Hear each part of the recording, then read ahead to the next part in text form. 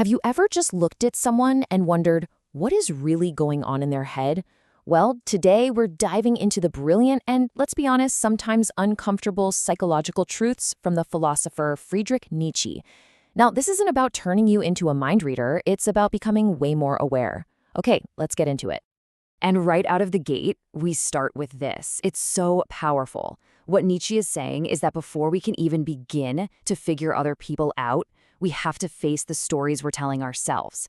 It's like we say one thing, but we feel something totally different, and then our actions are a whole other story. So our journey to see the truth in others, it has to start right here with us. And that right there, that's the big question, isn't it? How do we get past the surface level stuff and see what's really driving people? The goal here isn't just to be clever and win arguments. It's to be conscious, to learn how to read what people do, not just what they say. So, first things first, we have to understand the performance. Nietzsche believed that what we see in public is rarely the real person. Nope, what we see is a character, a role that we all play just to survive and fit in. This mask is a survival tool. I mean, think about it. From a young age, we learn what to say, how to act, when to seem strong, and when to just keep our mouth shut. It's the character we build to navigate the world. And so often, we're hiding what we're actually feeling, all to get that little bit of approval. And here's how this plays out in real life. Let's break this down. You know that person who's always joking? The life of the party?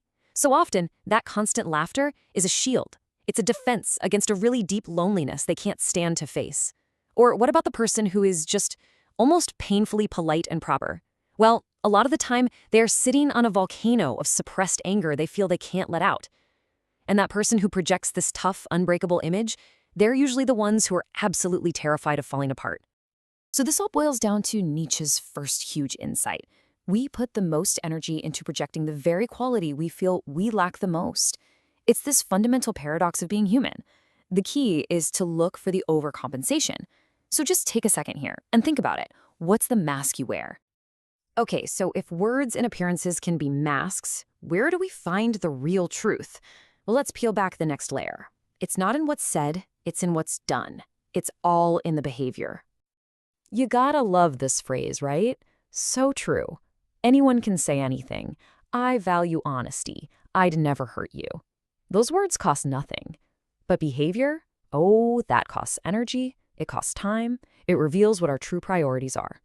If you really want to understand someone, stop listening so hard to their words, which are all carefully chosen, and start watching their actions, especially when they think no one's really paying attention. That's where the truth lives.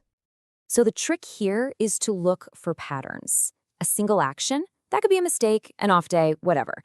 But repeated behavior, that's not a mistake. That's a confession. And pay attention to the person who is constantly over-explaining themselves, justifying every little thing. They're not trying to convince you. They're trying to convince themselves. The rule is simple. Trust the pattern, not the promise. All right, let's go even deeper now. A lot of the really strong reactions we see in people, explosive anger, arrogance, constant preaching, they're not really about power. They're actually disguises for something way more vulnerable: fear. I mean, you've seen this happen, right? Someone explodes over some tiny, insignificant comment. That massive reaction, it's almost never about what was just said. That little comment was just a spark. It landed on a pre-existing wound, a deep fear that person has been carrying around for years. The shouting isn't a sign of strength. It's the sound of their helplessness.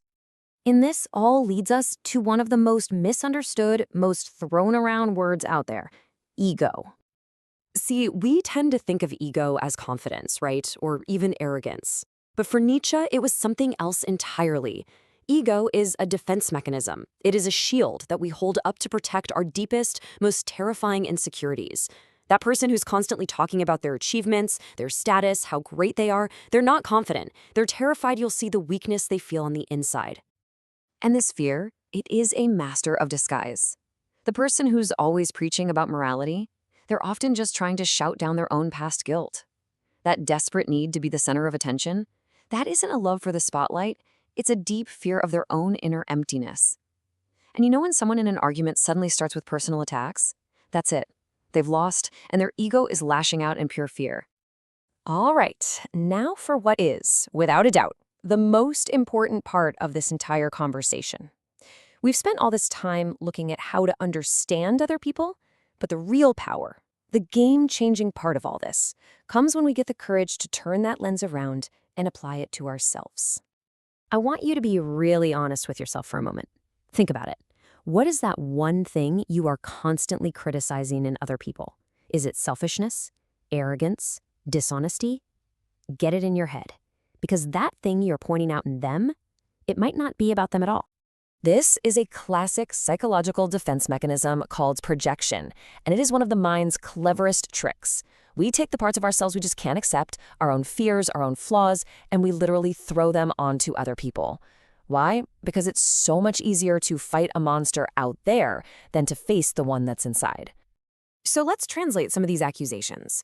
The person who's always complaining, "Everyone is so selfish," is often really saying, "I'm worried about my own selfish tendencies." The one who insists, "You can't trust anyone, they all lie," is often running from a truth they're terrified to face about themselves. So listen closely, because the accusations we make over and over again, they aren't just statements, they're confessions. And that right there brings us to the final, ultimate truth of this whole thing.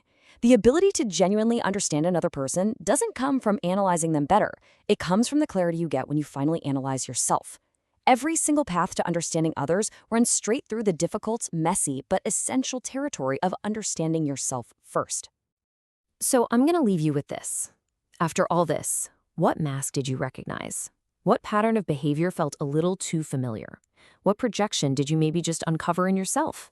The journey to understanding the world is truly an inside job. And the only real question is, are you brave enough to take it?